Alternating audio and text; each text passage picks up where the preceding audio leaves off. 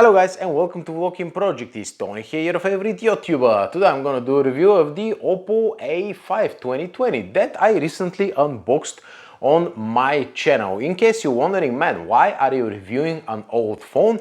Well, that's because that's what my channel is about. I review phones when is the right time to buy. And for this particular phone, it was essentially last November. I posted a deal on my Coffee page. Make sure you follow me on the Coffee to get instant access to the latest tech deals. I made this free for absolutely everybody, so you guys can benefit from that. So this phone was on sale for £107, and after that it was on sale for just £99, making it the cheapest Oppo phone on the UK market. And every now and then companies release phones to get you hooked up to the brand, because you know, in the UK we're quite ignorant and arrogant, and there are still quite a lot of people who think that Oppo is some sort of low-end Chinese brand, something like that. They really don't trust it, so they have to get the attention of the regular people with phones like that. £100, this phone is easily worth double that. Well, let's say 150. Let's say 150 is fair on this phone because it punches way above its category, guys. So without further ado, let's have a look at the review of the Oppo A5 2020, the dazzling white color. Let's go. Okay guys, so let's have a look at the design and build quality of this phone, and let me tell you one thing. If you're on a hunt for this phone, this is the color to go, guys, the dazzling white. This case is supplied in the box. If you're interested in the unboxing, make sure you check it out. But man, check this out. This case is fully transparent and fits the phone perfectly well. Now the phone is not too big, it's just about right, guys. You can see my reflection in the screen. It is just about right in terms of, you know, size and weight, despite having 5000 milliamp hours of battery inside. You'll never tell because the phone is actually not that thick and not that heavy. I think it's just under 200 grams, something like that. So 5000 milliamp hours of battery. What kind of battery life am I getting? Between 8.5 and 9.5 hours of screen on time, which is absolutely mind-blowing, guys. Now, one downside to that is that it doesn't support, you know, fast charging. So half an hour, just 30%, and full charge in 3 hours, guys, which is pretty bad. Let's be honest, it is pretty bad. But design wise, I absolutely love it. I'm gonna just take the case for a second to show you what is going on over here, guys. We've got a rather odd shaped fingerprint reader over here, which works 100% of the time and is very intuitive and is just on the right place, just over here. You also have lift to wake as well as face unlock. Check this out, it works 100% of the time and it is very reliable. I really didn't expect that from a budget phone. Let me just reduce the brightness a little bit so you can see better. So the screen is 720p. Is that an issue? Well, in most cases no, but YouTube videos doesn't look that great, to be honest with you. But apart from that, I mean, there is no issues with the sharpness, with anything like that. It's not fizzy, it's not blurry. It is a very good screen that they've put over here, guys. Teardrop notch, I really like that. The chin over here is not that thick, so it's all good in terms of design. It's a plastic build, keep that in mind, but that keeps the weight down and that creates this amazing effect over here. This almost feels like glass, to be honest with you. You'll never tell, but it feels extremely premium. That's what I mean over here. One other very good point about this phone is the stereo speakers, guys. You've got one speaker over here, one speaker over here. They're very loud and the quality is very good. You don't expect, you know, flagship quality out of these speakers, but they come very, very close. I would say they're the next best thing.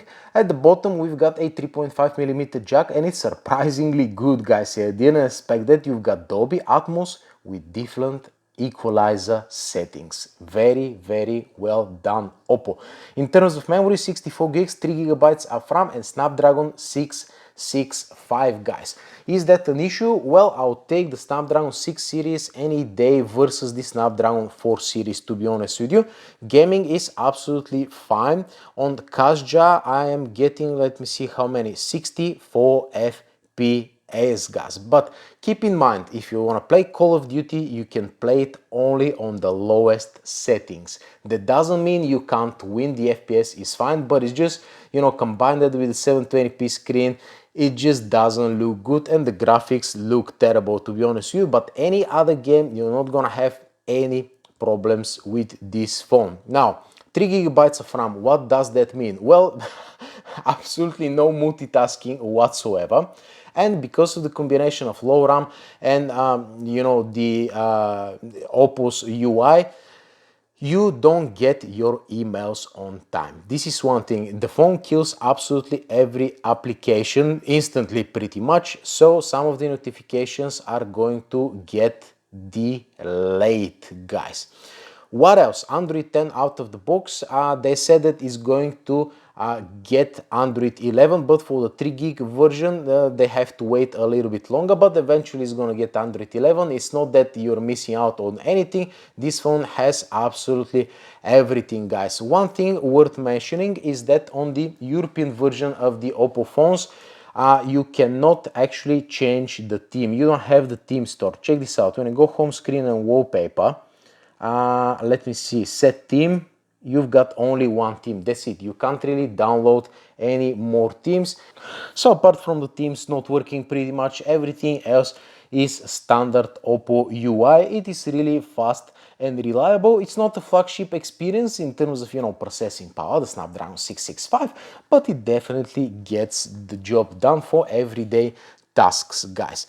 Now, let's briefly talk about the cameras before I conclude this video. What is going on over here? First of all, we've got an 8 megapixel selfie camera over here, guys, which is very good, surprisingly good, and Oppo's HDR capabilities are among the best, if not the best on the market. You've got a 1080p video with no stabilization. I can show you a quick example over here. Okay, testing the front camera of the Oppo A5, no signs of stabilization, but anyways, a quick sprint over here, that's it. But yeah, apart from the video, I'm very happy with this 8 megapixel. This could be the best 8 megapixel selfie camera over here. At the back, we've got a 12 megapixel main camera, which is a little bit noisy, even during during the day photos, which means that this is not holiday approved. You've got, I mean, you can see some of these examples over here. They're pretty much the same as the OnePlus Nord N100. I'm really not happy with this 12 megapixel camera, to be honest with you. You can shoot 4K, which is absolutely mind-blowing considering that's a budget phone, but you've got no stabilization. You've got stabilization on 1080p, but it is not very good, guys. And coming down here, we've got an 8 megapixel super wide angle camera. You can see some examples over here. That's the bare minimum for a super wide angle camera, and considering you cannot take videos with this camera, I would say it's absolutely useless. And for some reason they decided to put not one but two 2 megapixel depth sensors over here, guys, which do absolutely nothing, to be honest with you, simply because the main camera sensor is big enough to create the bokeh and the software will create it. But anyway, for the sake of cameras, they've put 2 more and they're absolutely utterly useless, to be honest with you. So yeah. Okay guys, so it's time to conclude this video, but before that, let's have a look at the Volokin Spectrum scoring system. That's an Excel spreadsheet where I've tested over 160 phones and I've rated all of them. So currently this phone occupies the 42nd place with 38 points, which is an absolutely amazing result. You can see how it compares to other phones, and especially pay attention that this phone is just a point away from the Pixel 4 XL and the HTC U12 Plus, which means that this phone offers an excellent value for money, guys. You can't really go wrong with this phone.